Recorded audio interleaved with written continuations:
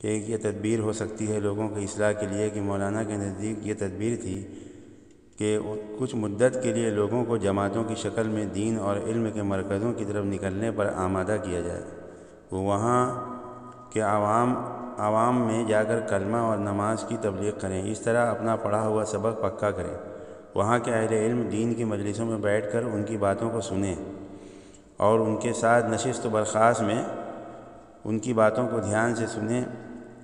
جس طرح سے بچہ زبان سیکھتا ہے اسی طرح سے وہ علم دین حاصل کریں۔ نیز اس نکلنے کے زمانے میں جس سے زیادہ یکسوئی توجہ کا کامل زمانہ ان کو بظاہر نصیب نہیں ہو سکتا، قرآن پڑھنے، مسائل فضائل معلوم کرنے، صحابہ اکرام کے حالات حکایت سننے میں مشغول رہیں، اس طرح اس گشتی مدرسے سے بہت کچھ سیکھ کر اور لے کر اپنے گھر واپس ہو۔ لیکن یہ کام بہت مشکل تھا۔ کسی شیخ طریقت نے الا ماشاء اللہ اپنے مریدین اور معتقدین اور ان کے ماننے اپنے کوئی بھی پیر جو ہے اپنے مرید کے لیے ایسا بوجھ نہیں، بہت کم ہی ڈالا ہوگا۔ ایسا مشاغل سے چھڑانا اور بیوی بچوں سے علیحدہ کرنا اور گھر سے نکالنا آسان کام نہیں تھا۔ پھر اس قوم کے افراد کو جس کو بڑی کوشش کے بعد کچھ مانوس کیا گیا تھا، ایک دوسری دقت یہ تھی کہ اس کا بھی اطمینان نہیں تھا کہ جہاں یہ لوگ جائیں گے، جماعت جہاں جائے گی، وہاں ان کے ساتھ کیسا سلوک ہوگا۔ ان کی جہالت، اب گاؤں کے لوگ تھے، میوات کے لوگ، تو جہاں جائیں گے ان کی سادہ لوہی کی وجہ سے ان پر شفقت اور رحم کا معاملہ ہوگا یا ان پر قہر اور عتاب ہوگا، اس کا بھی فکر رہتا تھا۔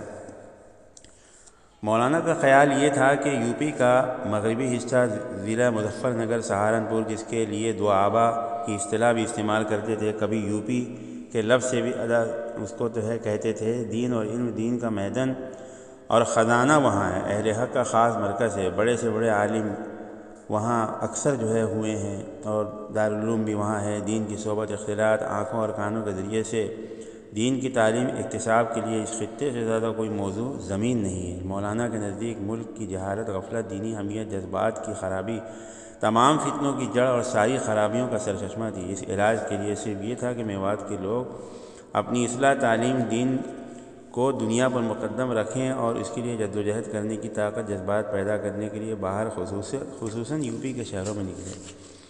مولانا ایک میواتی کو لکھتے ہیں کہ آئندہ کے فتنوں سے روکنے کے لیے تمہارے ملک میں پیش آئی ہوئی اس ترتیب کی مشق کرنے کے لیے یوپی کے لیے نکلنے پر زور دینے کے سوا اور کوئی علاج نہیں۔ مولانا کو اس کی بھی امید تھی کہ آپ کی یہ دعوت تحریک اس طرح اس علاقے کے اہل حق اور اہل علم کے سائے تلے آ جائے اور اس بہانے سے ان حضرات کو میوات کے ان غریب جدا افتادہ مسلمانوں کی پسماندگی اور زبوحالی سے واقفیت کا موقع ملے۔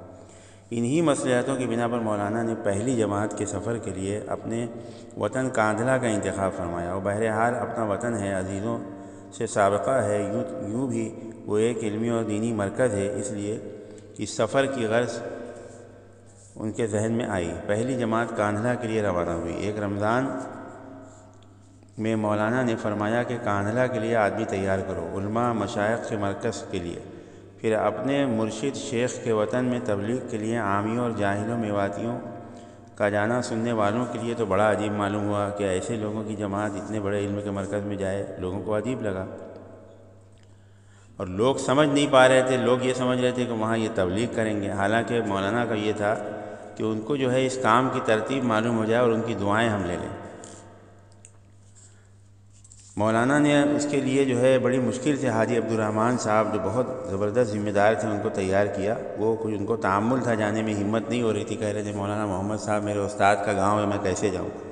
لیکن مولانا الیاس رحمۃ اللہ نے ان کو تیار کیا۔ چنانچہ 10 آدمیوں کی ایک جماعت کاندھلا کے سفر کے لیے تیار ہو گئی اور عید کی نماز پڑھتے ہی سارے لوگ پہلے اعتکاف میں تھے 10 دن، کوئی مہینے بھر سے تھا، لیکن عید کی نماز پڑھتے ہی مولانا الیاس رحمۃ اللہ علیہ نے حافظ مقبول حسن صاحب، جو مولانا الیاس رحمۃ اللہ علیہ کے خاص آدمی تھے، ان کی عمارت میں دہلی سے روانہ ہو گئی۔ اس جماعت میں چیدہ لوگ تھے، سب ذمہ دار ساتھی تھے، تقریباً سب وہ تھے جو اعتکاف بھی مولانا کے ساتھ کر چکے تھے۔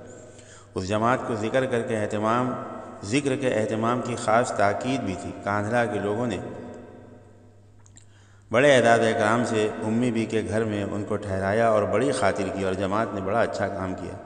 دوسری جماعت اس کے بعد رائے پور ضلع سہارنپور کے لیے تیار کی اور شوال ہی میں 10-11 آدمیوں کے ساتھ اس کو روانہ کر دیا۔ رائے پور بھی اطمینان کی جگہ تھی، دینی روحانی مرکز تھا۔ نیز مولانا عبدالقادر صاحب جانشین شاہ عبدالرحیم صاحب رائے پوری سے ایک یکجہتی یگانے کی بنا پر وہاں بھی کوئی تکلف اجنبیت نہیں تھی۔